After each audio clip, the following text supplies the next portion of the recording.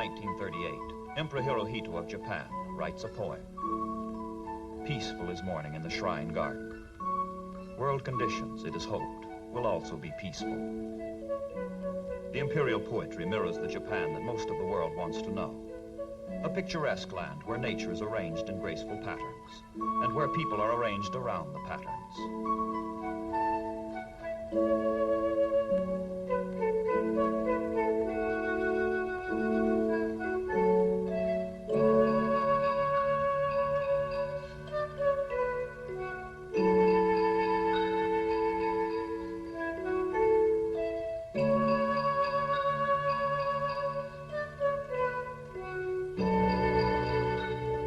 The Japanese live in a remote, feudal age whose philosophy is warlike, built on a worship of the nation, of Japan itself.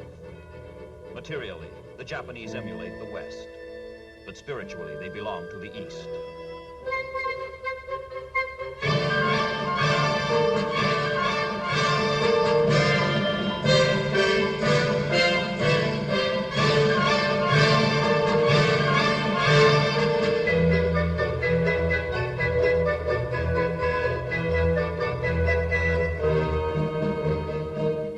Receives the homage of his 73 million subjects, not as poet of peace, but as warrior god, as both priest and emperor.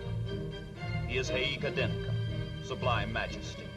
He is Tenchi Sama, son of heaven. He is destined by divine right to seek domination of all the world.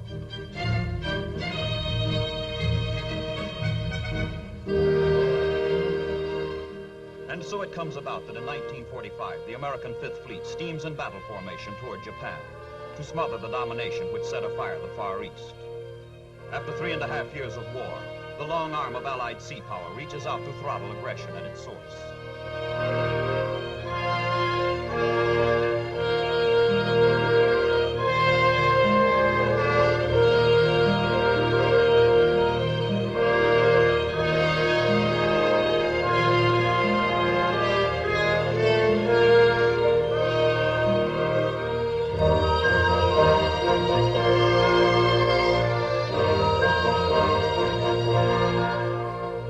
Huge task groups, 1,500 ships, 550,000 sailors, coast guardsmen, soldiers, marines, all under the command of Admiral Spruance. An assault as large as the Normandy invasion is bearing down on the island of Okinawa, 300 miles south of the Japanese home islands, 6,000 miles from continental United States.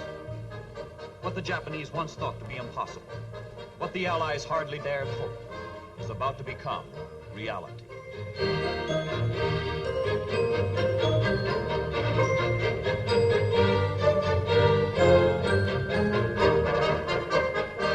It is Easter morning, April 1st, 1945, when the troops go ashore at Okinawa. It is also April Fool's Day. Strangely, ominously, there is no resistance. But no one is fooled. Within hours, Okinawa becomes the same old story. Resistance stiffening is the word from advance units. And then, greatly increased resistance. And then, 83 days of slow, deadly, savage struggle. Okinawa knocks open the door to Japan itself. Not a sailor, not a soldier, not a marine, not a man in the world knows this is to be the last great battle of the war. A war branded by great battles.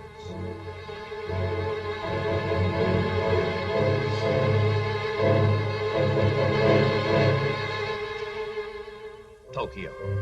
The Japanese government meets an emergency session. The government knows Okinawa is a smoldering beacon of coming defeat. The government knows it must rally the people in a last desperate effort to stave off collapse. Propaganda gives way to harsh, intolerable truth. The Japanese sun is setting.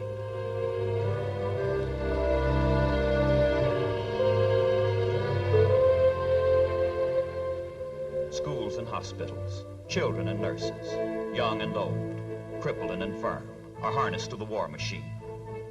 With factories smashed by air raids, with manpower consumed at the fronts, with production falling, with the enemy approaching, every citizen of Japan is ordered to increase production, stand firm, drive on.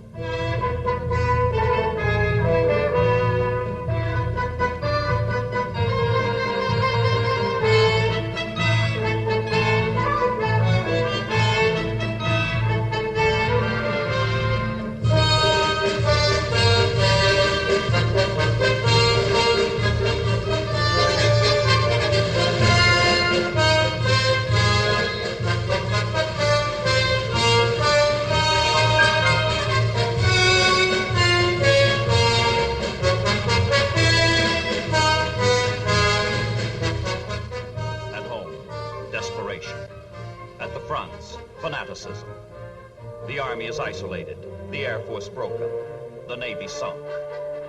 But one group is left to save Japan, the Kamikaze. Pilots pledge to crash themselves and their planes into enemy warships. The Japanese raise suicide to the status of a military tactic.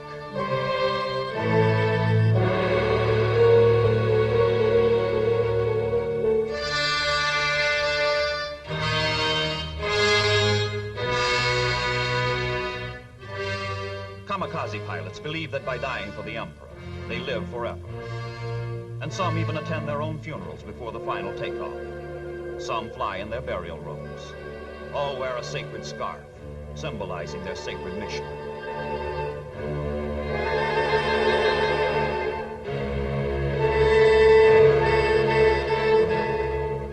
The pilots take their final vow.